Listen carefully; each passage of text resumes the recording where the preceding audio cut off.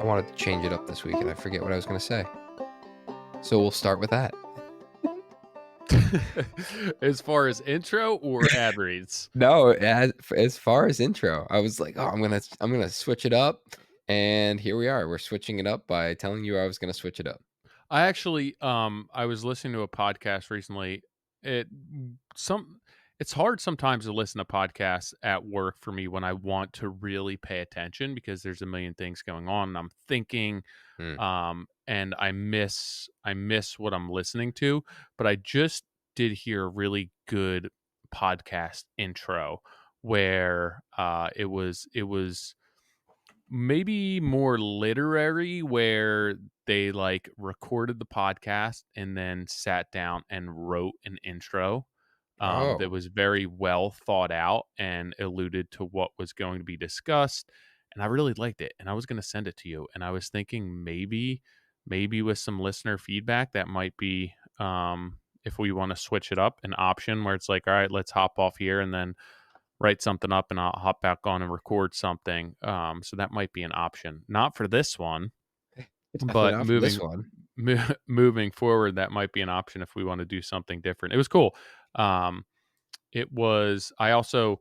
It happened during the Phillies postseason. I'm like normally turning the game on once it's already happening, and just like the narration of the game, the guy wrote like a little excerpt beforehand about what was going to be happening and the how monumental it was, and just the history of the game between them. And it was really cool. I was like, I like that intro. It just told a little bit of a story, which I thought was interesting. I like that. Yeah, I would be curious to hear what the listeners think. I bet we'll get a 50-50 split. Some will be like, yeah, we want to hear that written. The others are like, will you guys just shut up and Nah, talk yeah, about what you want? yeah. But just us two today, no Yeah. guest.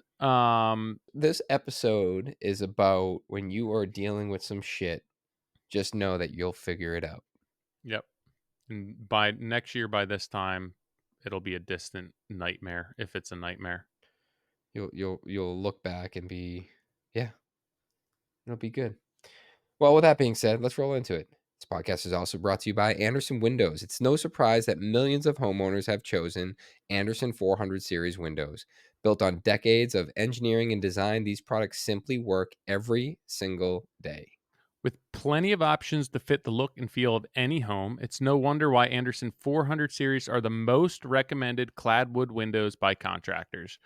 Check them out for yourself, along with resources for sizing and installation at andersenwindows.com/4 professionals, or the link in the description of this episode. That's probably easier. Go with that.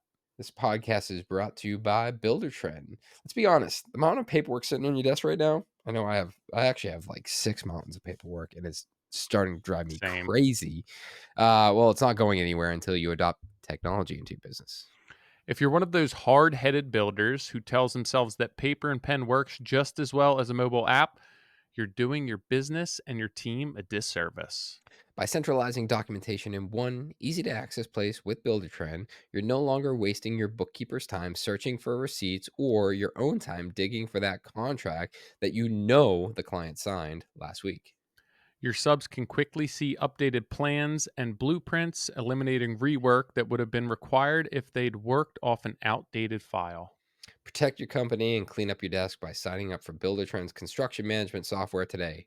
Schedule a free demo by going to buildertrend.com/MC demo. Contractor Coalition Summit coming to Minneapolis May 15th through the 19th. If you guys can head over to contractorscoalitionsummit.com, make sure you register. We are selling out. It's a 30-person event. It's geared towards contractors, other design professionals in the industry. We talk about everything behind our contracts, our pricing structure, how we run our businesses, everything that's made our businesses more successful and profitable, all the way down to social media and how we've been able to add more than six figures to our bottom line by leveraging social media and brand partnerships. So that's the contractorscoalitionsummit.com. Sign up for that. And if you guys are headed to the Builder Show, make sure you join us for the opening party that we'll be hosting. All of that information is on the website.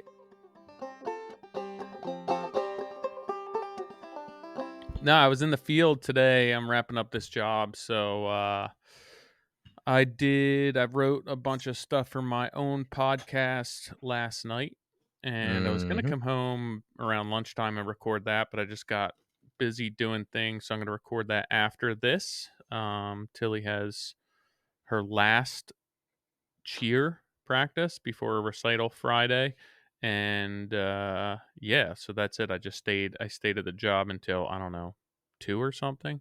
Nice. Um, yeah, just getting some stuff done. Um, I came home also to a box, well, 2 boxes of coffee from a listener, Logan Rolfe. This is more so probably from my midweek. But Logan sent me 2 bags of coffee, a box of coffee, a bag of coffee, and then some pencils, which I'm pretty sure that we spoke about me using mechanical pencils on the job on Mm. this podcast, right? Um, so he sent me, listeners aren't going to be able to see this, but he carved my But if name you're into the, watching YouTube, that's true, but he carved my name into this pencil, which is really funny. He's like, this pencil wasn't moved, but he takes the clips from mechanical pencils and mm. he puts them on his standard pencils. Mm. And then he said that he electrical tapes the end because he often holds them in his mouth and he doesn't want to hurt his teeth. I think I'd just bite this thing in the center like a rose.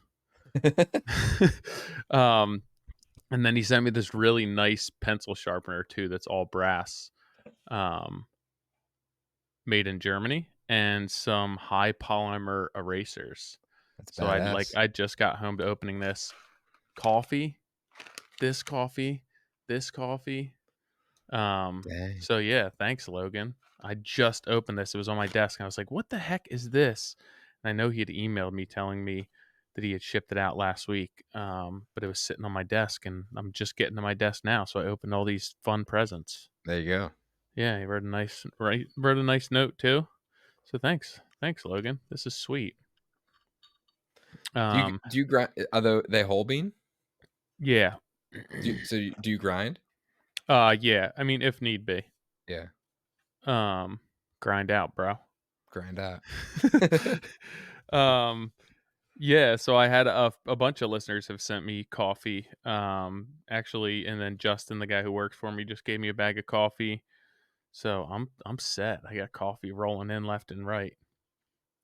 I want to. I follow this account. I should pull it up, but it's basically like coffee snobs or something like that. Yeah, And these kids, I mean, it's very cinematic, but it's like taking the bean, put it in a little espresso cup, misting it with water, yeah, yeah, like yeah. grind, and it's just the whole process. And I'm like, I want to be that guy and have like a bougie ass like espresso, but I don't have the patience for it. Yeah. It And, it definitely takes time, but I know what videos you're talking about, yeah. and And there's like, they're and then so the camera's sweet. like underneath, like watching it drip out of the filter, and it's like, yeah. So I showed Meg, and Meg's like, I bet that coffee tastes exactly the same. I said, I know you're wrong. Yeah, I Like I I would you say could, you're wrong. you're definitely wrong. Um, yeah, I've seen. I don't know how I ended up a couple of watching a few of those videos where they like get the bloom of the coffee and then press it, and it's like, oh man, this looks so cool. Mm. But Yeah, yeah, the look. I and then I wake up in the morning and it's like the kids, Rachel, me trying to get out the door, and I'm like, nah, that's not my life. Yeah, it's we just hired a new controller, and we were talking about coffee, and he was like, "Oh, I do my like I brew my own coffee, and I'm kind of a snob about it." And apparently, him and his buddies have a Slack message group just about making coffee. Really? And I shared that account, and he goes, "All right, I've missed that account, but that is a really good follow." And I'm like, "I know, man. Like that, the coffee looks so good." I'm not that snobby. I just I don't really like cheap I or like hate cheap convenience coffee. store, Yeah. like even Dunkin' Donuts coffee. But I feel like you either do or don't. There's no like, okay, I can deal with Cumberland Farms coffee today. It's like, no, it's you do or don't. Like Meg and I couldn't be more opposite. She's like, I'll go out and get coffee, and she's like, "Do not get me coffee, and we'll just stop at Cumberland Farms on the way back." No. And I'm like, "That's foul." dude, it just tastes like Tastes the like store. it tastes like Whatever the wet like the it's like cigarettes. Yeah, it's the cups and whatever that store smells like, the cups basically take that, like, scent in, and then you drink it, and it tastes like whatever convenience store you got it out of. Yeah, it's pretty terrible. But yeah, I mean, I make coffee at home every day. Rachel or myself makes it, before going to the job, and then Mhm, I feel like we said this before, but I'll stop once or twice a week and grab myself a coffee as, like, a treat. mhm. YOLO. Yeah, I just poured myself a second iced coffee. I Second? I Damn. know. And you know what? It never makes me feel good, but I love the taste of it. I probably should find another option that doesn't have as much caffeine in it. It doesn't make you feel good physically or emotionally? Physi Well, I'm like, are physically. you, like, guilty that you're having a No. second cup of coffee? No, I am not one. No, I'm not guilty. I just, like, my heart will race or, like, my stomach will be like, "Hey, you don't really need that much coffee, dude." Yeah, I don't Um, know. but That's what it's yeah. for. How was your Thanksgiving? Good? Yeah, it was good. It was quiet. We stayed home. Um, and then we went up to New Hampshire for the weekend. Same. So, Well, stayed home. I didn't go to New Hampshire. yeah.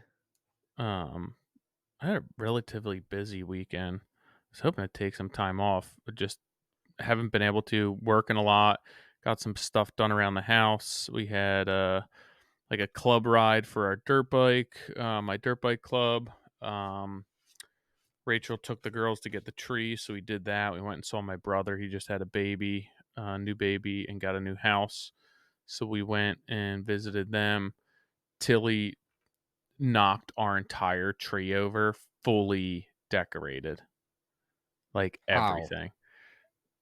So I You're I like, had "It's this Tilly." What do you mean how? yeah, well, I had this I had this ride that they have. It's like a memorial ride for the club every year for people who have died who were club members. And that was on Saturday. And Rachel didn't feel like sitting in the house all day with the girls. So she's like, "Do you mind if I go get a tree?" And I was like, "Yeah, that's fine." We normally get it up in New York because we normally go to the lake this weekend, but Rachel's dad just had chemo. So it's too long of a drive to go up there. So she found a place near here. She went and cut something down. It was way too big for our house. And like downstairs, we have our ceilings are almost 11 feet on the first floor and like 9.5 feet on the second floor. But the tree was probably 12 feet. I cut a bunch off the bottom and it just fit. But we just have a plastic stand and Mhm. it just was like Oh. too much tree for Mhm. the stand. And they got it all up. And I don't know, she was like pulled on it to put a decoration or something. And the whole thing just fell over. And so I was like, this tree is just too big. So we ended up weighting the stand with 25-pound dumbbells. We got two of them like holding the stand down right now. Why didn't you get a Um, bigger stand? it was like uh, she got home. I got home late. It was dark. She promised the girls we'd get the tree up. Yeah. And so like it Fair, just like, all once it's up, happened. you're not gonna go and get another It's stand to dude, and replace it's it. so heavy and like I don't have enough room to lift it to get a stand under there. Mm. So, it was, she was like, You're "I'll get locked it." in. Yeah, there was really no choice, and dude, it was fully decorated, lights and everything. Only 2 ornaments broke, but, like, putting a different stand on at this point was a risky maneuver, even more risky than just leaving it as is. Right. Um, so yeah, it was a crazy weekend, and then back to work. How's that project going? Pretty good. I have a punch list going, just punching things out. There's only a few more things that are not like punch list cabinet hardware. Um, Everything else is pretty much just like random stuff, silicone, caulking, um, some fixtures, stuff like that, appliances. So I'm hoping, well, I know I'll be wrapping it up next week. It is Tuesday the electrician, Wednesday the plumber, Thursday the cleaner, Friday the movers. Nice. So Yeah, this is the home stretch here, which is why I was on the job. I like the one-day cleaner. We were just I was just reviewing our schedule for the house that we just built, Yeah. and the cleaners need 5 days. I Oh, was like geez. I was like, "5?" Like, "Yeah, it's a big house." I'm like, "Yeah, I know, I guess that makes sense, but most I just feel like almost every other project's been 1 or 2 days." Like, Yeah. "No, we're cleaning this thing." I mean, I guess if it's brand new also, it you own everything as being Yeah, brand new. Like yeah. this house, a portion of it is new. Most of it's existing house, so it's like we're not going to be cleaning the outside of the windows on every other. Yeah. So yeah, it's going to be even the cleaning of the areas that we have. Like they moved out and things have just been sitting in their room, so it's not as if in those other areas we can do like a full clean because there's so much stuff stuffed in every room. Mhm. Um, so it's mainly to clean our areas and then anything that spills over and overlaps. Yeah. It's cleaning is one of the more I mean, it's so satisfying watching, your project get cleaned. 'Cause Yeah, it's like the whole time, like, you're keeping it neat and you're cleaning things up and protecting things and unprotecting things, but when you see, like, just that last layer of dust wipe off, it's like, "Yeah." But then I always find myself on the job site that day, and I walk around with a tiny little razor blade, and I just go around and it's every job. I don't know why, it's like it's ingrained in me that I just grab a razor blade and I walk the job, and it's then I'm in there, like, scraping crap off crap. yeah, Like, I'm saying that, and I'm picturing there's a piece of Schluter in one of the bathrooms in that job that clearly has paint on it, yeah, and I know for a fact it will not be cleaned off, and I know I'm gonna go in there with a razor blade, and I'm gonna scrape that off, yeah. and then I'm gonna walk around the whole place just looking for other things. Because also, like, I don't know, maybe it's satisfying too when you're scraping. I think I'm starting to sound like a psychopath, but No, I also clean as I go. um, Less people on my projects break down and clean as needed. Um, so it's the cleaning day is relatively light for us. mhm.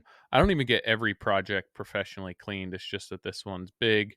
There's a lot of Because you do areas. it? Yeah, honestly, like when I turn a job over, if it's a smaller project, it's like perfectly clean turning Mm, it over.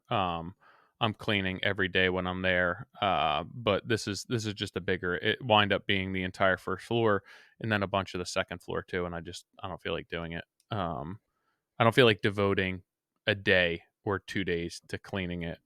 So I'm actually getting a separate cleaning crew in there, um, nice. which is the guy who cleans my house, who like ends up cleaning every one of my customers' houses, and I still pay full price every time. I'm like, dude, you need to give me a discount. Every one of my customers uses you. That's how it was in the beginning. I would use my house cleaners to come and do construction cleaning, but now that our projects are bigger, and I've had a chat, like, some of our house cleaners are like, "We'll do it, but this is a really big project for us." Yeah. So we've shifted into, like, a post-construction cleaning company. And are they like breaking stuff down, site protection, or are you guys doing all that stuff? They will, if needed, but I mean, they go it's, like, thorough. Like, Yeah.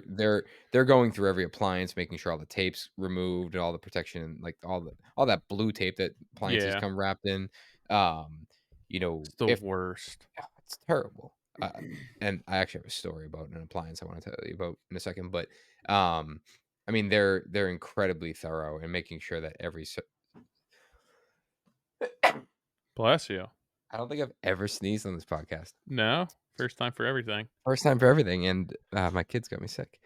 Um, Same. yeah.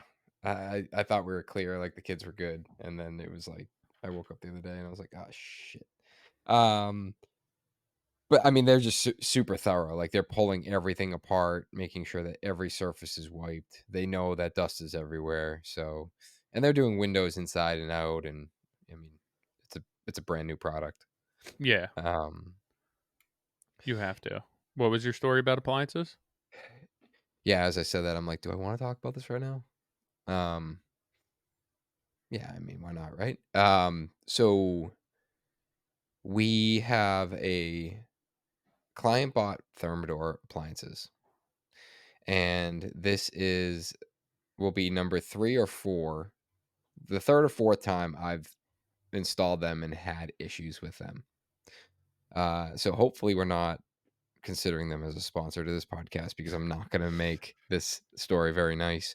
Um, but we built this beautiful kitchen and everything looks great. Appliances go in, we're all good. We're putting the panels on the appliance and we go to open the appliance and it's tight. Like it's really tight to the wall. And it's designed that way. It's designed to be up, against the wall. Like why wouldn't it? Fridge is, at the end of the run. It's right there. It's got a 2.5 inch filler. Like Yeah, it's pretty standard. Um, but we're like, all right, like we'll just make sure we have like a bumper up high on the wall that when the door opens, it doesn't damage anything. We go to open the freezer drawer and it doesn't pull all the way out. Pulls like 63% out. I'm gonna round it to 60. and even 63. So you can use it. You can fit your popsicles in, your bags of ice. Like you can totally use it, but that drawer's never coming out. If you spill ice cream behind that drawer's not coming out Because of what? because it's hitting the door. And I'm like, the door's at 90 degrees. Why is it hitting the door? This doesn't make any sense. So we go back and we go through all the drawings. It's all the specs. I'm reading the 80-page installation guide.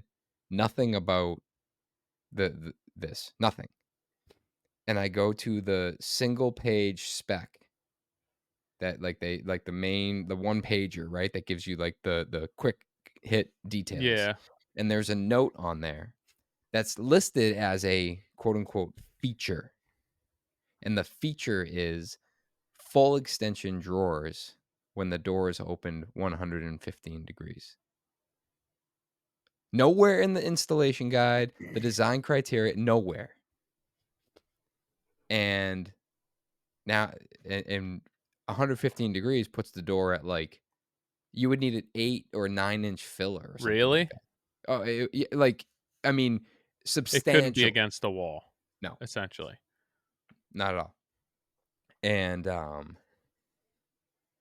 it's super frustrating because, you know, the most frustrating part is, like, so many human beings were involved in this.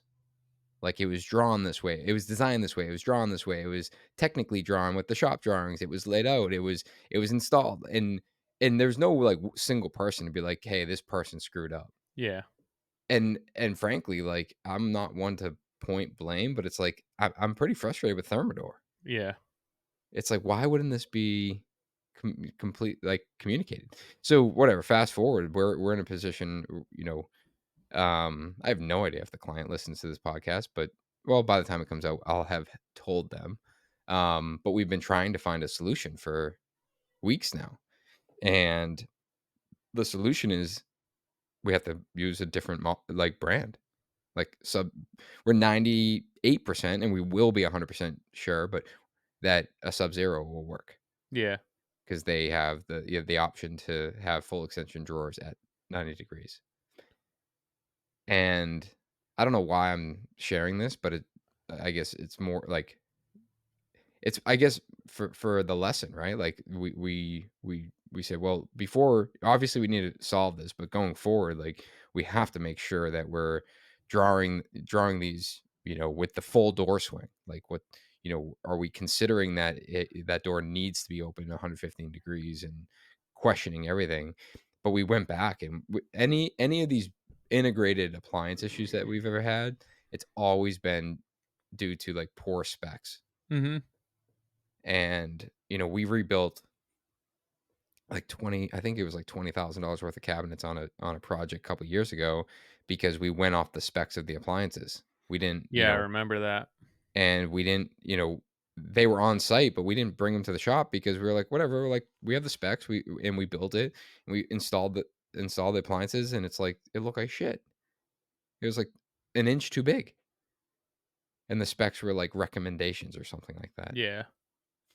And we rebuilt the cabinets, and so now we always ship the stuff to the shop, all the appliances. But again, like, you can install that fridge, everything works, everything looks good, Yeah. but Until until you open the door and it's, everything still looks good. Like, "Hey, this all looks great." And then you go to pull the drawer and that drawer starts to look good and then stops. that sucks. There's, like, And no way to make, like, a 0. drawer that would Z really? Oh, you could someone suggested that yesterday, like, "Couldn't you just make a drawer that's not as wide?" I'm like, "Sure, but, like, that Thermador, like, I'm voiding a warranty. Yeah. I'm, like, taking apart their What's the system." price difference between Thermador and Sub-Zero? A lot? Um, I think they're about $1,000 more. So it's Oh, like, I that's not mean, that. no, but we're talking $16,000 worth of fridge freezer, Yeah, I mean, but, or Sub-Zero is gonna be, like, 15, 16, 18. what 18, okay. Um, but But the it's but who who's paying that? This is the thing. It's like, who pays that? you're able to return the Thermador though, correct? I don't know. Mm, Why would the appliance company allow me to return a fridge freezer that's been installed? Wasn't their fault. yeah. So, I mean, that's the position we're in now. It's like, you know, everyone's basically like, "Hey, let's do what we gotta do." Let's figure out, like, and not only that, but how long is it gonna take me to get a Sub-Zero? A long time. Right, so, sure. "Oh, yeah, no problem. If you return the Thermador right now, we'll take them back and we'll get you Sub-Zeros." "Wait, no, no, I can't return them now because there's a 13-month lead time on the other model that I need." The drawers are completely functional, you just can't Completely get them functional. out. You Yeah. just can't get them out to clean them. Yeah. So I was like, I was talking to Ken. I was like, "Hey, let's play this out. If we leave them and the client spills ice cream, Dude, that's and so hard to clean something that's in the so hard, freezer because the so water hard, just freezes. freezes." I'm like, "But what's it gonna take for us to remove the freezer so we can pull the drawers out, clean it, and put it back?" Mhm. Like, that's, you know, I don't know about maybe other people. Like, I don't clean my freezer that often. No. So if it was, and maybe, like, we're there doing home care, so maybe we add it to our home care, but, like, what's the cost of that long term? Is I it don't know, off? you could just buy one of those, like, airlifts for a grand to just be able to pull it out and push it back in. Great point. So, yeah, I guess my point in sharing is, these are the things that kill people, and just in the sense of, like, emotionally kill people, where it's like you've worked so hard to get a project, you Dude, know. it's appliances, it's the last thing. Yeah. The interior designer, she was on site the other day, and I was like, "Hey, can I ask you a question? Did, you recommend Thermador?" And she goes, "Can I ask why you're asking that?" And I was like, "I'll tell you." And I read it. She was like, "I didn't rec." I'm like, "I'm not looking to point blame. This is simply just an opportunity. I wanna let you know what we're dealing with so you're up to speed. Yeah, So if you were to use this in the future, like, it didn't happen again." And, um and she was like, "No, I think what it came down to is that there was a big, like, package bundle that she was offered. Like, if you do all Thermador, yeah. it'll be X amount." I used it on my dad's house, had issues at my dad's house. I used it on another client's house, had issues on that one as well. With specs or fitment. Specs and fitment. And it's specific to integrated. You know what's terrible are wine fridges. Yeah. And I also think that the vocabulary is really misleading, where it's like built-in appliance versus integrated appliance is very different. Mhm. And to there's probably people listening to this right now being like, "What do you mean it's the same exact thing?" It's not. A built-in Sub-Zero fridge, you can put panels on it, but you're gonna have like an inch gap around the panel in the face frame. Yeah. Integrated means when it closes, it literally looks like a cabinet. Yeah. Why they have both, I have no idea. To my like, the way I look at it, it's Unless it's just like a retrofit type of thing. but it's just a hin it's just the difference of a hinge, in my opinion. Like, someone's listening to this and be like, "Nick, you're an idiot, there's a reason for it," but that's whatever.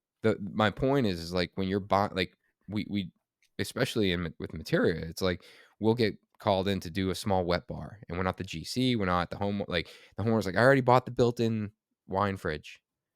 Here it is, here's the spec." It's like, "Well, that's a built-in." It's like, it said you can put a panel on it. It's like, you can, but you've also designed something that looks integrated, so when it's closed, everything looks seamless. Yeah. And in order to make that one work, it's not No, it a needs like it's venting. not even that, but it's usually the hinge, like, you're gonna bind the hinge. Like, it's just all it is a straight up pin hinge. So the door just swings on a pin. Yeah. If you wanna integrate it, that thing needs to, articulate out. And we've run into it so many times, and, you know, I mean, What's your process for cabinet design as far as um when there's appliances in certain cabinets and what cabinets are going beside that? Who's handling all of that? what do you mean? What Like, if you have, say, you have an island, right, and you're going to put a Mhm, microwave, you're going to put a oven in there. mhm. Who's responsible for the cabinet design and ensuring that not only that oven spits fits in there, but the cabinets adjacent to it are designed in a way um, that if electrical or utilities have to go in there, they're not interfering with the use of that cabinet. Is that all Ken? Yeah, yeah, our shop drawings are pretty detailed at this point. I feel like Is they've Ken c doing kitchen design? we Are you we've done taking the interior designers and then creating shop drawings from that? 90% of it is that. There's 10% where we design. Yeah. Um, So then but in a situation, right, say you have an island and there's a oven that's going in that island and it's just a single oven, a single bank of cabinets, the electrical has to go, the junction box has to go in the cabinet next to it. Um and that interferes with the use of the cabinet next to it. Who's That's on Ken to figure all of that out. Mhm, So like if he took the interior designer's drawings and was like, "Hey, I looked up the specs for this oven. It needs a junction box to the left of it. That tray storage cabinet isn't going to work there because you're going to lose the use yeah. of a tray storage there." That would be on Ken, right? Yeah. Yeah, Yeah. and with that, I mean, appliance review is huge. Hmm. So, if we're the builder, we're also taking, that appliance review and making sure that we're communicating, like, where the outlet needs to be, where Yep. the gas line, the water, all that. But yeah, ultimately it goes back to the millwork shops, and um, you know, we're reviewing the appliances, and I don't know if we've actually started it, but we talk about, like, the do not use list, where it's like when we run into shitty appliance situations, we're just adding it to a list. So when a client comes to us, oftentimes we can sway them in a particular direction. They're being told one thing at the appliance store, or there's a big sale. But if, you know, in this case, like, if we were like, "Hey, you can't use that Thermador freezer because it won't allow you to pull the drawers out because it's up against the wall." The the conversation would have been like, "Oh, yeah, just switch it to a Sub-Zero. I'm not gonna redesign my kitchen around that." Yeah. It's just, or use a Miele, whatever it is, right? Like, another option.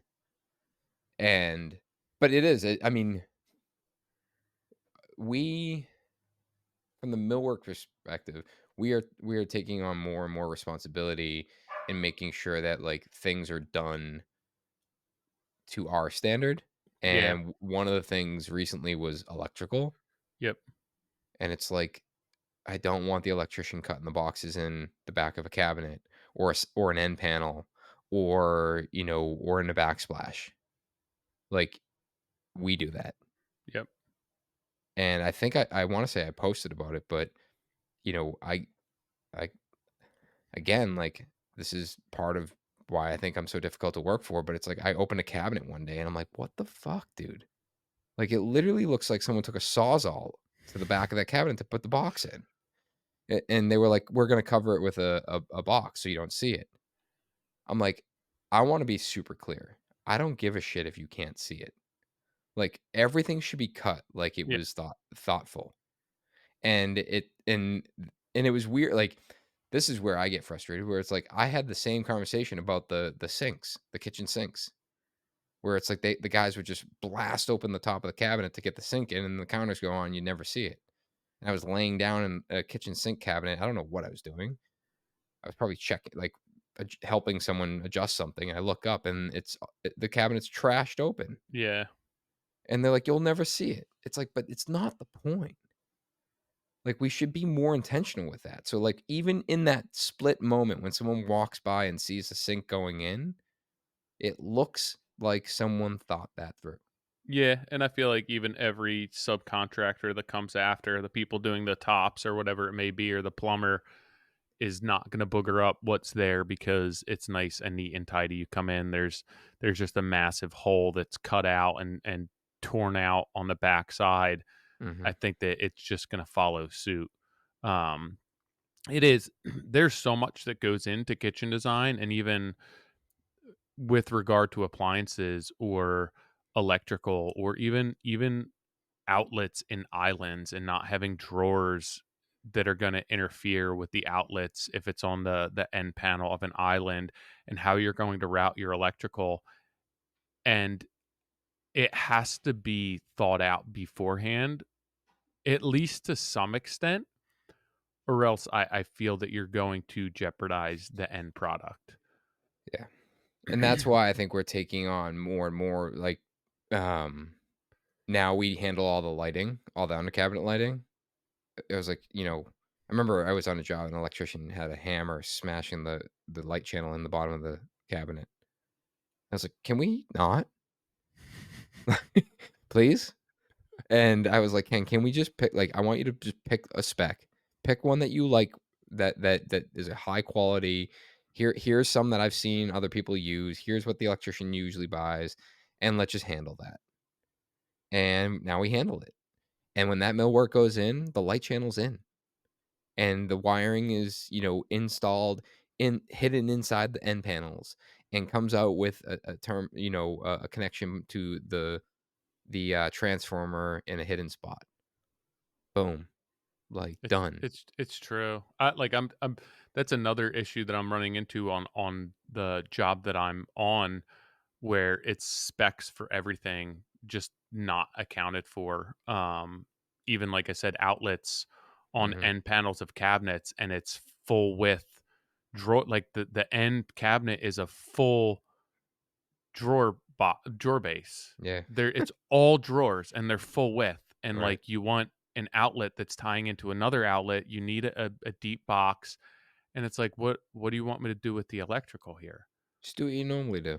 Yeah, like literally impossible.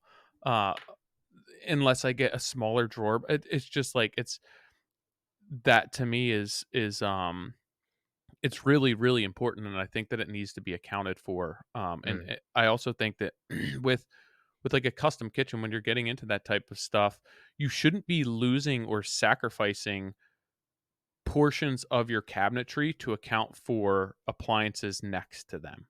Mhm. Where it's like, oh, you spent this money on a tray storage cabinet, but you can't use one of them because you have a junction box in there to feed the stove next to it. Right, Where, find another place for the junction box. yeah, or find another place for that tray storage. Mhm. Like, all of that stuff where, it's not as if you're going into a store and you're picking off the shelf, let's put this together, like, all of this can be accounted for at the design stage of things, and I think that a really good millwork shop will take all of that into account, um, and really properly plan for that. And yeah, you're gonna miss things. Like, there's jobs where you're gonna miss things. You're gonna have to make them as good as possible. One or two things on the job. Um, but when you get into trying, like, that's a big thing for me. Field modifications, right? Mhm. um, I have the ability to field modify cabinets. I have Mm. the ability to field finish cabinets if I need to make a modification and finish something in place, whether it's with the water base. On this job, I did it with conversion varnish, but I think that that's appropriate in a very unique situation where it's like, "Hey, this is the best choice. This makes the most amount of sense." But where do you draw the line with field modifications on custom cabinets? Like 1 or 2 things, yeah, this will get us out of these issues, but you shouldn't be having to field modify a dozen things on a custom kitchen, No, and but the reality is like that's how most of this stuff ends up being completed. which is insane to me and, like, not something that I'm willing to do, and that's getting me in some hot water because I'm like, just because I have the ability to field modify these things, in my opinion, the customer didn't pay for field modifications, they paid for this to be done right and done, and that's like ordering something from the factory on a car versus adding it later. Like, do you want factory heated seats or do you want somebody to add them later? You know, the it yeah, your ass is getting warmed up, but at the end of the day, it's still not the same. Like the wiring's not the same. It wasn't like it's not hidden as well. There's potential issues, the longevity of it. Mhm. Um, and like, yeah, so you the what's happening and the purpose of it and the use of it is the same. Like your butt is getting heated on the seat, but at the end of the day, if you paid for a factory install, I wouldn't be okay with somebody doing it after the fact. Right. And I ha that's go ahead. no, I mean, it's exactly how I feel about this freezer situation where I I could very easily just not say anything, Yeah. and then pull the drawer and be like, "Oh, that's weird." It hits the door. Probably not gonna ask me about it. Then they're gonna spill something eventually and be like, "Hey, I can't get my drawer out." I also, uh well, I'll come back to that. And maybe it comes up at then, and even if it did come up and be like, "Well, that's the way it was drawn, like, it was Yeah. against the wall, like, and I didn't choose the appliance." I have like, I could be it could be a very reasonable conversation that's how we ended up with that because you chose that appliance, and we didn't advise you to do otherwise, and it was drawn that way. I have 2 things. I'm pointing at my $600 Frigidaire fridge in the office, and we were talking about the drawers, and that drawer doesn't pull out if the door's not 90. And I said, "Yeah, but the shelf above it comes out, and you could lift the drawer out." And I was like, "Oh my god, can you do that in the Thermador?" I was like, "Can we just lift the shelf out? Like, maybe this is a non-issue." Yeah. Um, so I don't know. Uh, but going back to the factory installed thing about cars, uh, I mean, at this point, let's say 6 years ago, I bought a brand new truck. I think it was the first time I ever bought a brand new truck, and I it didn't have a sunroof, and I had asked for a sunroof. Like I was like, "Hey, I want a white GMC 2500, but it has to have a sunroof." And it was a time when they were hard to come by. And my sales guy Mark calls. He goes, "Nick, I got your truck." I'm like, "Sweet." So I drive down. I'm like, "There's no sunroof." He goes, "Nope, no problem. We owe that to you. We're gonna get one installed."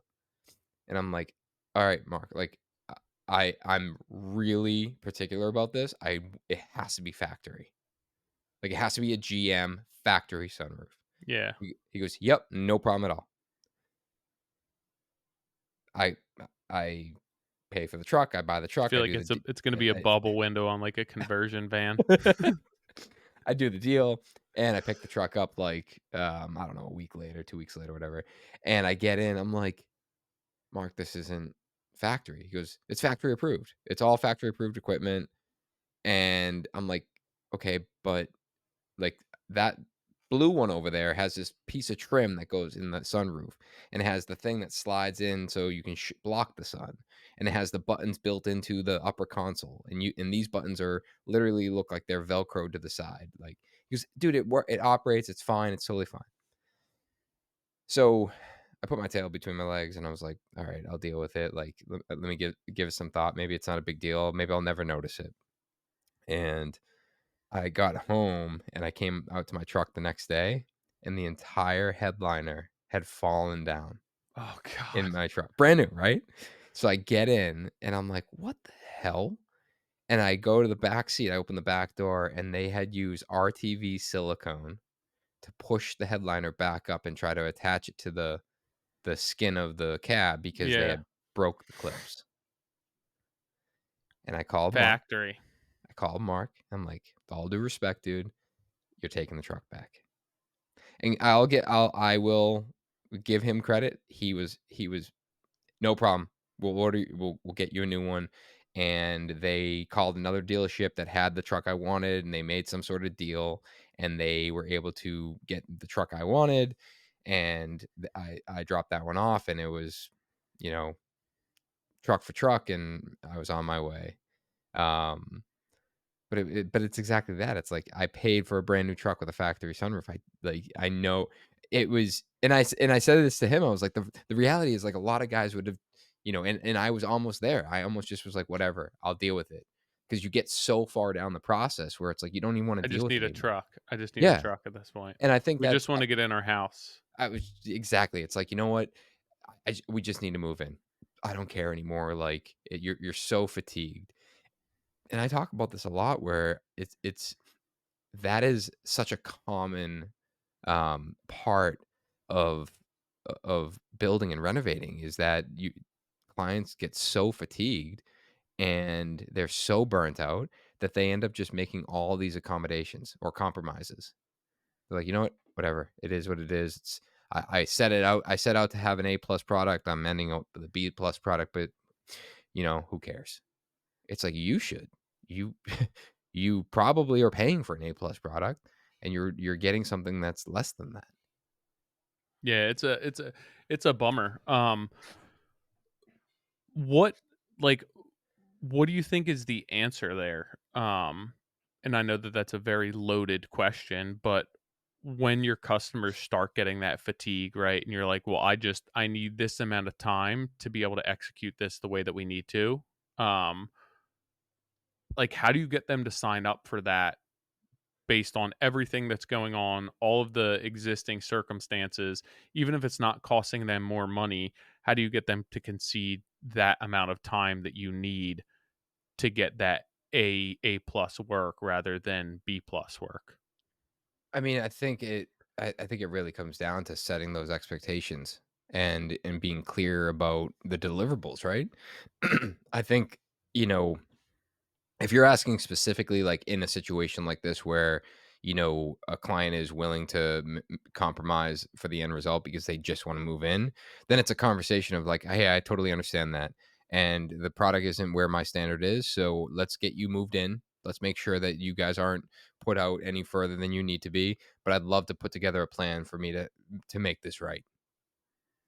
And great, example I've told before is the kitchen I did years ago that we outsourced, and it wasn't to our standard, and the client was like, "No, you know what?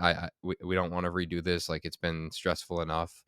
And I had I just asked them. I said, "Are you guys going on vacation this summer?" And they were like, "Yeah, in August." I'm like, "If I can guarantee I'll have the work done before you get back from your vacation, can I come in and rip out the kitchen and replace it?"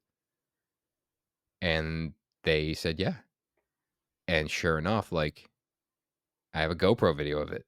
We went in, we ripped the whole kitchen out, and we put a brand new kitchen in and put all the counters back and all the plumbing and retiled the backsplash and put it all back together and clean. That was a one-day clean, by the way. Cleaners came in for one day. And they cleaned it, and they came home, and they had a brand new kitchen with the cabinets that they paid for, the ones that they wanted from the beginning, that I ultimately made the decision to try to outsource, and they were shit. Yeah, And I that's a think it big deal. is. Huh? That's a big deal. Yeah, we did the math. It cost $73,000 to the company, and I mean, I remember so many parts of it, and the first part I remember is going there with Ken, and him and I spent all day. I thought it was gonna be like an hour. Let's just go there for an hour and adjust everything. Him and I are, for some odd reason, just there for 8 hours, sweating our ass off, adjusting cabinetry. And I think we were sitting on the floor, and I looked at him. I'm like, "Do you think that there's anything that you can do to get this kitchen to be where you want it to be, that you could walk away and say, 'I'm proud of this'?" And he said, "No." And I said, then we're ripping it out. And I called the client and the architect on my way home and told them what we were gonna do. And neither of them were up for it. And we did it. And What was the design executed properly and the quality of the cabinets was just junk? the quality was junk. And a lot of the design a l so I get alright. A lot of the design, probably 90% of the design was there, but there was things that maybe they weren't super. Actually, no, there was actually details, very specific details that were just completely omitted, Mhm. and I one of them was this shadow reveal that basically was supposed to tie into the elevation of the existing base. I was like, "You don't even have that detail in your panel." And he goes, "I didn't know the height of the base." I was like, That's your excuse? Like, Yeah. is you didn't know? Like, you didn't think to ask or come on site and measure it?" So, it was that, but it was also when we sold the job, the client hired us because we had the millwork in-house, Mhm. and the client called me, like, screaming at me when he found out that we didn't build the cabinetry, and I said, "John, listen, 100% understand where you're coming from. I'm not trying to pull a fast one on you. Let me just quickly explain the situation. We had hired a small mill workshop because we were so busy, and this was intended to give us the ability to expand our bandwidth.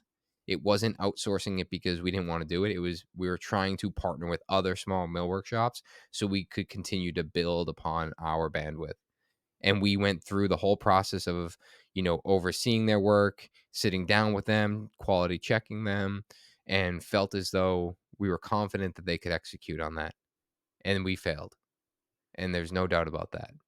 So we're going to make it right. And that was when Ken and I went there and spent all day trying to fix things, and we just got to a point where, like, we have to rip it out. That's the other thing that people don't realize, with custom cabinet and millwork shops versus, um, a more off the shelf or semi custom. When you submit these designs to their cabinet makers or their plan review team, that when you're working with a shop that's used to building high end cabinets, they're going to pick up on issues or details that you missed, ask you questions. Hey, I'm looking at your plan. I would probably add this here in case your floor's out of level, in case your wall's out of plumb. Yeah. And it's not it's not just that they can build cabinets better or finish cabinets better than the mid-level cabinet shop. It's that's what they do, and the experience allows them to create a better product because they can create a more seamless product because there's certain things that they're looking for and there's certain details that they're looking to execute. When you send, right, say you're price shopping and you have a custom kitchen cabinet job, and the top tier shop that you want to use is too expensive, so you go to a mid-level shop. It's not just that the quality's different. It's the plan review is going to be Hmm. different, and there's going to be things that that mid-level shop does not pick up on because they don't build custom kitchens day Hmm. in and day out. And I don't think that people understand that. They're like, "Oh yeah, well we're just able to save the customer X amount of money by using this shop, and they have the ability to build anything they want. That's just not their bread and butter." And it's not to say that any shop can't build anything. You could have a mid-level shop build the best kitchen in the world. It may take twice as long. And then they may end up just missing details that are standard details for a custom shop. And that's a big difference that I think a lot of people miss and don't understand, where you're not necessarily providing value by sourcing a cabinet shop for less money. Hmm. There's things that get missed out on. I know using different cabinet lines, it's like if I submit this to this cabinet line, there's going to be no questions about my order unless it's something egregious. They're just going to make it and send fillers and everything else. And it's like if you use the high end shop, they're going to avoid using them and they're Mhm. going to ask the questions. Or when they're looking at your appliance package, they're going to say, hey, this isn't going to work with this next to it. And that's a big difference that people don't understand, more so than just the quality of the build, Mhm. or the quality of the finish that's getting applied. It's the experience. Yeah, I mean, one argument is most people don't know would never know, or it doesn't matter to them, right? Like, that's the reality. Like, the reality is the majority of the population doesn't know the difference between semi-custom and custom. Not at face value, where it's like, what's it like? It's just more expensive to go custom. It's like, well, so who cares if you have a filler? It's still getting me this quote unquote custom kitchen. Mhm. Because But I have you're nice right. doors. Because I have Y- fancy doors. but you're right. Like, the reality is, it's not there. There's not as much consideration and as many questions and back and forth, and you know like the overall review process, like you said, where it's like, hey, that cabinet's going to be this big, and the appliance, yes, it will fit in there because we're building it based on the specs. But that built-in microwave isn't showing up to their shop, and they're not putting it into the cabinet to make sure that the reveals are perfect, that you still have the 30 seconds of a reveal around it to match the doors. It's they told me to build a 24-inch by 24-inch Mhm. hole, and I'm putting a 24-inch by 24-inch hole in there. And it's though those are the micro details that, when you come to appreciate them, you start to really appreciate them. Well, yeah, it's also like in that situation, right? When you're dealing with a very discerning contractor or customer, and those are the specs for that microwave, that custom cabinet shop is going to call and ask you a question or require you to send them Mhm, that microwave, because they understand their customer base is going to have them remake that if it's not right. Where you mhm, have the mid-grade person who, like, yeah, that going off of spec is good enough, and their customer's not going to complain about it, their contractor's not going to complain about it, and it's just going to get installed. And that's it. This is what it says in the manual. mhm, And that's like the whole experience. And one of the major differences between choosing what line of cabinet you go with and what company you go with to make the cabinets. And it's not just about like, hey, we can all use the same wood, we all order doors from the same place, we all get hardware and slides from the same company. It's about the process, it's about the systems, it's about reducing the amount of errors and field modifications, and really just creating a super seamless product. And that, like, I know that we get heat for this from a lot of people where it's like, hey, not everyone can afford that. Like, sure, I can't afford that. mhm, I'm in that boat. I work for people and I do work that I can't afford myself. I'm not saying that there's people who are above that, below that. It's just what I want to be doing and how I want to execute work, and mhm, that's what I enjoy. Like, that's what makes me tick. That's what makes me get up and challenges me. So that's why I want to do it. It's not because I'm a cabinet snob or a work snob, and anything else below that is really just like I don't want to deal with those peasants. It has nothing to do with that. It's what challenges me, and it's about trying to create a better product, because I want to prove to myself and to everyone else mhm, that I'm reaching my full potential. And I think that's where a lot of that comes from. It's not saying that that work is below me or below us, or you have to use the higher end cabinet company. If your customer is fully fine with using the mid level and they understand what the differences are, yeah, there's nothing wrong with that as long as mhm. everyone's on the same page. There's nothing wrong with going and getting cabinets from Home Depot if that's your price point and that's your budget and that's what you can afford and that gets you the new Yeah, kitchen for you and your family. Like, there's nothing wrong with that. no, That's just that's not what I want to, like, that's not how I want to spend my days. right. um and that's just for personal reasons. And I don't know, maybe I like the stress, maybe I like the anxiety. I like the discerning customer that wants to hold me to a certain standard. Like, I wanna perform. I Yeah. wanna I want to have to perform to the best of my ability, and I want to have to plan and design and execute to the best of my ability, and these are the type of jobs that allow me to do that, and it doesn't it's not really about the money, or that you make more money. The budgets end up being more because of the time it takes, but it's not about the money. It's not about the clientele and the people.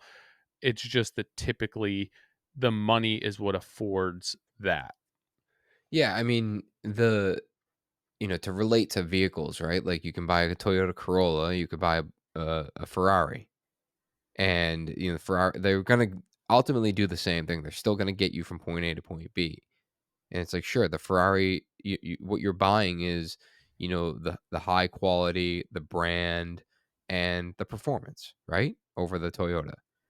And when I think about millwork, it's, yeah, dude, the cabinets at Home Depot, they're gonna go up on the wall. They're gonna hold the plates the same way. Mhm. They're gonna store all your stuff. They're gonna open. They're gonna close. That you can like. They are ultimately doing the same thing. Working with a custom millwork shop, you're gonna get cabinets that are completely tailored to you.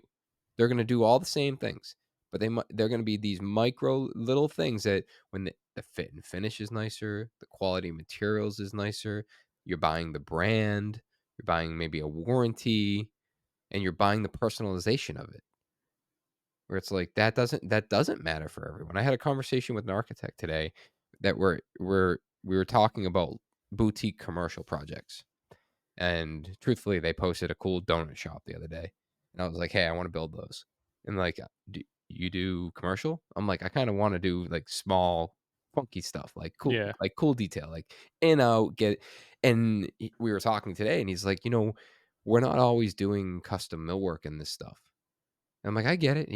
He's like, "Let me just be super clear. Like, the last place we did, we had 1 custom millwork place, and then the rest was IKEA." And I'm like, "I understand." And I'm like, uh, it's a why would I put such a hard stance saying, "No, you have to build custom 30-inch wide, 4-inch tall, like, flat fabric wear storage cabinets custom," when you can go to IKEA and buy it for $119? Mhm. What is the benefit of you buying it custom for me? The client's not interacting with it in a way that needs to feel luxurious. It needs to store fabric. Buy the $119 piece. Yeah. And truthfully, if you have a really good designer, this is where I think a lot of people could take this as advice, but like if you are working with a really good designer and there's not a budget for a custom millwork package, find a designer that can work within the parameters of the millwork that is available to them. So if they know that, hey, they're built to only certain dimensions, then frame the room accordingly. Work Mhm. with your builder and find a way to maximize that. I think about all these European kitchens like Leish and Pogenpaul and Scavolini. Like these are, high end, like ultra lacquered. Like these are stuff being shipped from Europe in containers, but they're being built in a huge factory and they're being built per piece. They're not customized down to for them, the millimeter. You're not ordering the door based on the millimeter, like, you're ordering within a parameter, and a good designer can take that and understand that, "Alright, these are the size cabinets that are available, so I'm gonna give the builder a whole 2 dimension to frame that wall, so when this all goes in, the fillers are minimized." Yep. And it doesn't just become like, well, whatever the filler ends up being, it ends up being. It's like, no, we're gonna design the room to make this look like it's fit and finished as a custom millwork package when it's not. Yeah, and there's workarounds to all of that stuff. It just has to be accounted for early on, and everyone has to be on the same page early 100%. on. Um, and again, it's not a right or a wrong for me. Um, you could look at it like you said with cars. It could be the same thing with fashion, with clothes, right? I could go get a pair of jeans from Walmart or go buy some like designer denim that costs 30 times the amount, and they're serving the same purpose, but there's a market for that. And there's certain people who want to be creating those garments and those pieces of fashion, because that's what they want to do and that's what drives them. And there's also other people who want to be able to create something for Walmart, who can help the masses and can put clothing on people who just need clothing for the sake of clothing. And you just have to figure out what works for you, what your market will bear, what Mhm, works for you, and where you want to be with that. And if like I just had somebody get a hold of me and they were like, I understand that you do what you do and you've been in business for a long time, and I'm sure that there's been a lot of headaches and learning curves, but like, do you have any advice for getting to where you want to be, and how to build the confidence to go and do this stuff? And there's no magic formula to this. You mhm, just have to figure out where you want to be and what you want to do, and then you have to just do it. And I think that I know that you said for years your dad told you that, right? Where it's like, it'll be okay or you'll figure it out. And mhm, as I get older, that makes more and more sense to me. Um, it is the case. Like, if there's certain things that you want to do in life or certain projects that you want to take on or you want to be doing, hey, Tilly, what's up? Oh, you need me to do a signature for you for your reading log? Okay. All right. it's definitely bank There, account info. there you go. Thank you. um, You just have to do it, and you have to try it, and you Yeah, have to make mistakes, and you have to have the confidence that you're going to be able to figure it out, and you're gonna get through it, and there's no right answer. Like, if there's a certain job that you want to be doing and it's not available in your area, you have to figure out, do I wanna move? Do I wanna relocate? Do I wanna go work for somebody? If you're expecting it just to land on your lap and work mm, out the way that you see it working out, quote unquote working out for people online, it's not going to happen. Like, you have mhm, to take a risk. You have to try it. You have to position yourself to be doing what you want to do. And maybe you try that and you don't like it, or you try it and it works, or you want something more. You just have to adjust, and you have to understand in life that it's going to work out as long as you work at it. And you have to position yourself where you think you want to be. Nobody's going to do that for you. And you have to figure out what's going to make you happy at the end of the day. Um, and this guy was basically like, how do you develop the confidence in order to do this? And it's like, you just screw up and you know that you're going to mm, fix it, and you figure out why you screwed up, and then you figure out how to make it right by whatever within your power to do so. Obviously, you don't want to put yourself under doing that, but then how you don't make that mistake again. But when you think about it, what you do, what I do, you're always figuring something out for the first time. You yeah, never know how to do it, and you gain enough self-confidence that you say, "Hey, I'm like, I don't know how to do this, but I'm gonna break it down to a simple task at a time, and I'm gonna go slowly, and I'm gonna figure out what works and what doesn't work, and hopefully that will lead me to where I need to be." There's gonna be lessons learned, there's gonna be mistakes, there'll be victories, all of that stuff, but, like, I can't give you any secret formula how to do this other than just do it, and then you'll figure it out. Like, that realistically is the case. Like, you're going to figure it out. You're going to figure life out.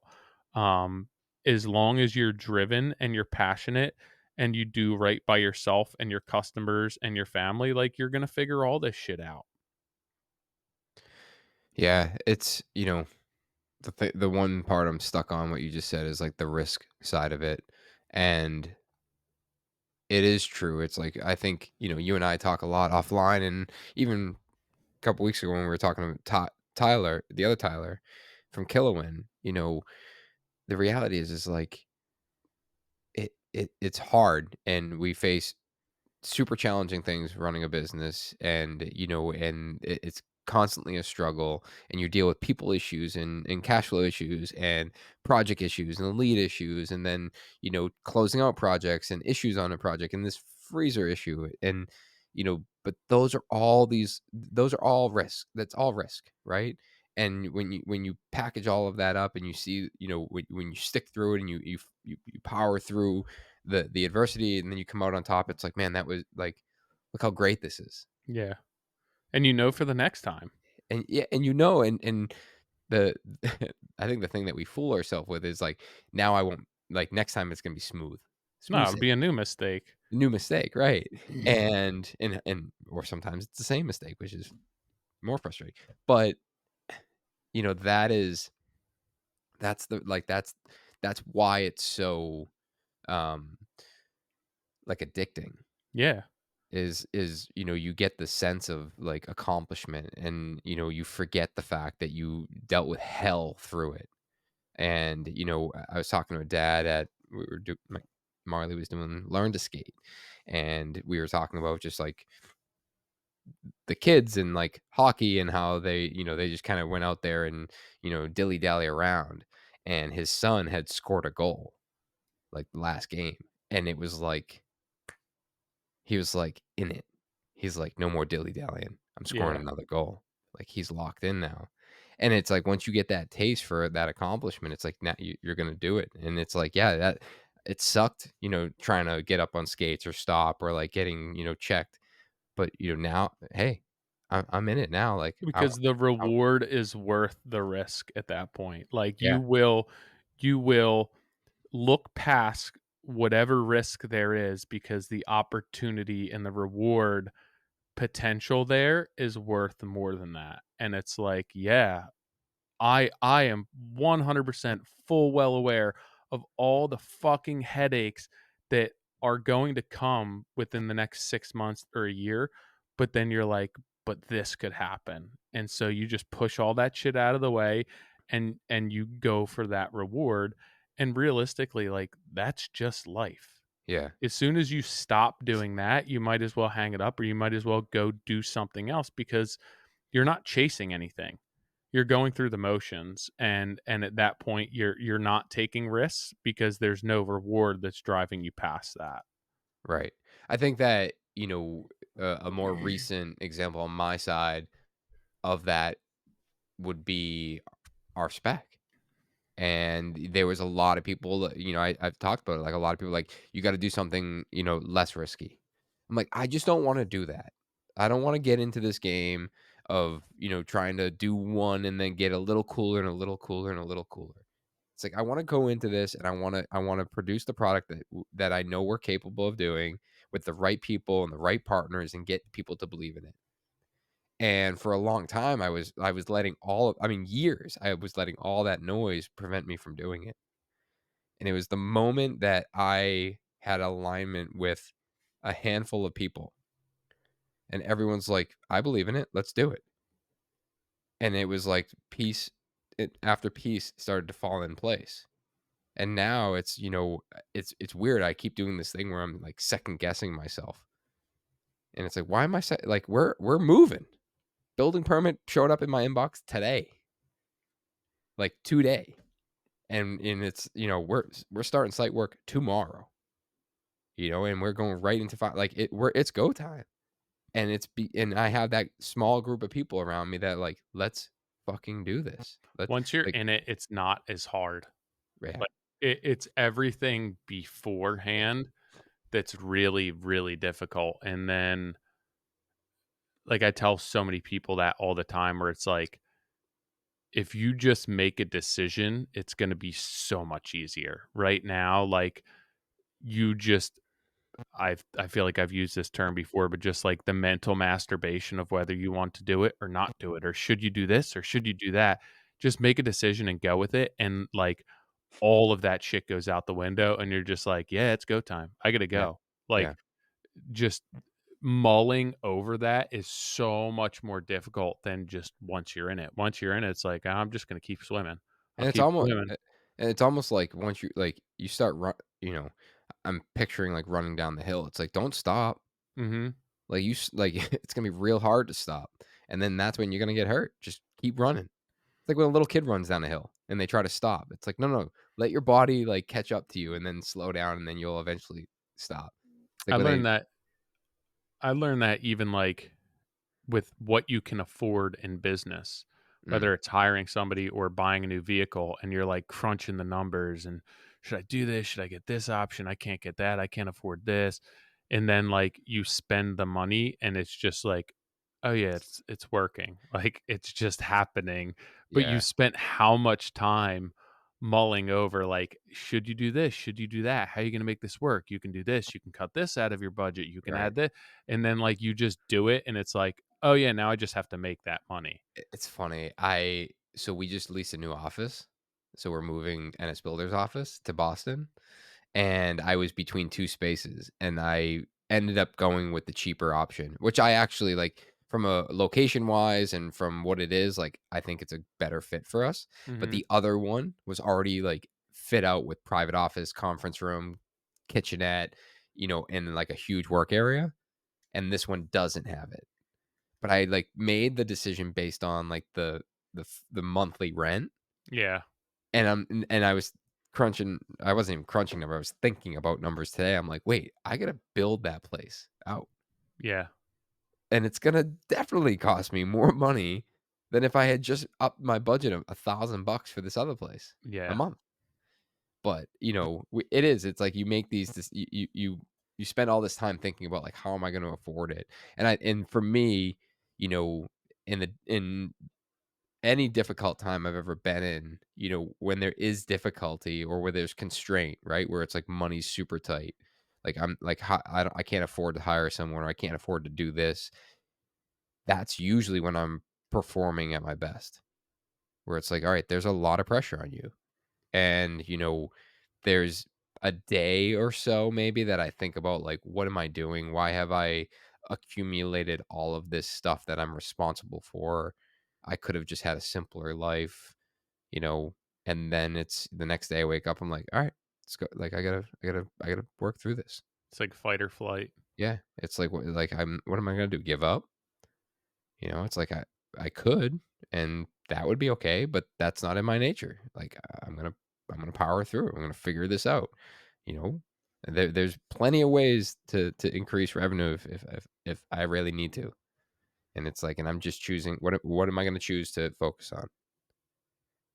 Yeah, and at the end of the day, it comes down to what serves you and your people and what's the right thing for you. And that's somewhat based on today. And like you said, if a change has to happen, you just make the change happen. You do it. If you want to Um, quit, quit. You want to obs- you want to give up, give up. It's like that's a change. That's just as hard. yeah, it's just but to obsess or dwell over that, and that's something that's really difficult for me. Mm, Um, it serves no purpose. It's not constructive, and it doesn't help reach any sort of or obtain any sort of goal. It's just like make a decision and go for it. Don't the whole like paralysis by analysis. mhm. A lot of times is the worst thing that you can do. Just make a decision and go for it, and then make it work. And then there's no turning back from it at that point. You made a decision, like just keep swimming, keep your head above water. It'll work Yeah. out. And then if it's not where you want to be, just make a change. There's a young kid that I'm friends with all the time who's like, I'm going to do this, I'm going to do that, and maybe if I do this or I change that, and I'm like, dude, just pick something, just do one thing, and then before you know it, like you're going to be doing it and you're not going to be worrying about this. And then it's going to be something else that comes up. But like you're not doing anything because you're so worried about planning this and planning that. And this is going to happen before this. Like just do one thing. And then before you know it, like you'll be doing another thing and then another thing. And that's just like maturing and Right. growing and gain experience. And that's ends up being life, but it is difficult when you really sit down and analyze it way too much because you wind up doing nothing Yeah. and you're stuck. Mhm. Um, and you're trying to not be stuck and you wind up just being stuck, which is like the whole point of this is to not feel that I'm stuck in the situation I'm in. And by not doing anything, that's exactly what you're doing. Yeah. um, Yeah. Completely avoiding the situation at hand. yeah. But yeah, I'm looking forward to wrapping this project up next week by the time we hop on a podcast. I will be turning this over pretty quickly. And then time to get some crap in order. I have a little stuff I have to clean up, button up, and then take some time off for the holidays. Get some crap in order. It's gonna be a busy year next year. It is. Speaking of which, if you guys are headed to the International Builder Show, Tyler and I are speaking about capturing all of your costs February 27th, 2 o'clock to 3 o'clock. We're going to be presenting this at IBS. We're going to also be presenting at JLC. We got two sessions coming up at JLC. One about capturing all your costs, and then we have a huge presentation for the 10 ways to keep your client happy. We're gonna Yeah, fill that's a big one. we're gonna fill 3 hours with that. That's a big one. So we'll focus on IBS, but when you do show up to JLC, and I'm confident you will join us for that 3 hour session, bring a snack Yes. And and then what water else? You and have water. you wanted to mention Well, hold the on. coalition. Oh, sorry. Oh, Sorry, yeah. sorry, sorry. Oh, yeah, yeah, yeah. Well, yes.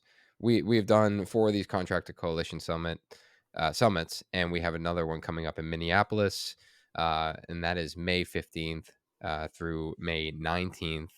That's hosted by myself, Brad from AFT, and Morgan from Construction to Style. But it's geared towards general contractors, designers, people in our industry. It's an intimate event. There's 30 tickets available. A bunch of them have already been sold, and we certainly recommend getting signed up here soon. Contractorscoalitionsummit.com. But I mean, in general, we're talking about business. We're talking about cost plus contracts, client communication, and we even dig into how we run our social media and how that has increased our bottom line. So if you guys are interested, head over to that website and check that out. And back to the podcast, dude, we've sold a ton of these pencils. Did So, we? yes, dude, they're going out every single day. So, first and foremost, thank you to everyone that has been ordering the Modern Craftsman Musgrave collaboration pencil. We appreciate that support. We are dropping a new product on the website. Actually, we have already dropped it on the website. So, if head over to moderncraftsman.co, we partnered with Hive Notebooks. They are a stone paper, vegan leather notebook that was designed by Ken DeCoste from Material Millwork. He started this company to essentially produce a notebook that was more durable for makers like us. Well, he has been kind enough to partner with us. We have a yellow Modern Craftsman Hive notebook up on the website. Once again, we have a limited run of this stuff. So if you guys are interested, would recommend getting on the website, pre-ordering that, and we will start shipping those here soon. And I've been hearing some rumbling that a lot of people want that T-shirt to come back. So if you can, hop on social media, let us know that you want that T-shirt, and we might even bring that T-shirt back on the website for another pre-order. So Yeah, I yeah, just heard from somebody else where they he had emailed me and was like, "Looks like I have to get new company T-shirts because I like this better than what we have, as far as like nice. fit and style and quality of T-shirt." So everyone that I've heard everything, all the reviews and feedback have been positive. So thank you to everyone who's been supporting, making purchases, and spreading the word. Yeah, and let's throw his name out. Harnish Workwear. They're actually a local company here in Massachusetts. But if you guys are interested in getting your own stuff made, it's harnishworkwear.com. Make sure you mention the Modern Craftsman. It would be huge or it would be beneficial to you that you're mentioning that you heard about them from us. And I'm going to talk to Kyle and see if we can get a promo code set up, because that's not the first person that wants to switch their company swag. And if you head over to their website, you see a bunch of companies listed, and I think that list is going to continue to grow. So Harnish Workwear, HARNISH workwear.com, and check that out. Until then, we'll see you next week. Sweet.